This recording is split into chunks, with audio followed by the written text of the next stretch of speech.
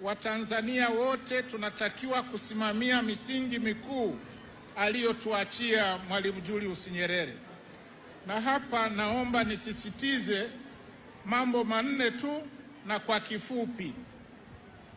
Kwanza ni kulinda uhuru wa taifa letu pamoja na kudumisha umoja na amani na kusimamia haki miongoni mwa jamii.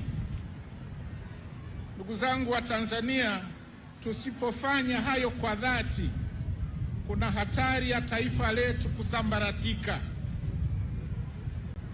Jambo la pili ni kujenga na kuimarisha maadili mema katika jamii yetu na hasa miongoni mwa vijana wetu ambao ndio taifa la sasa na taifa la kesho.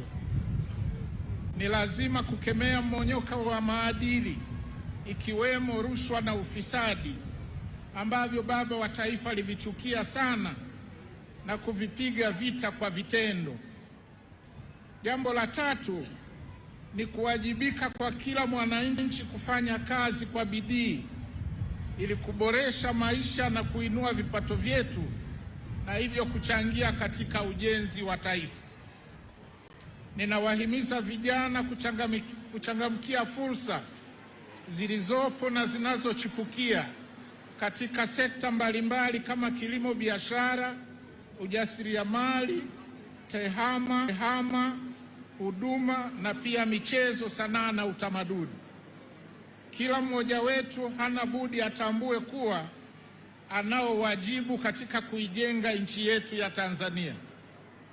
Tanzania itajengwa Tanzania wenyewe.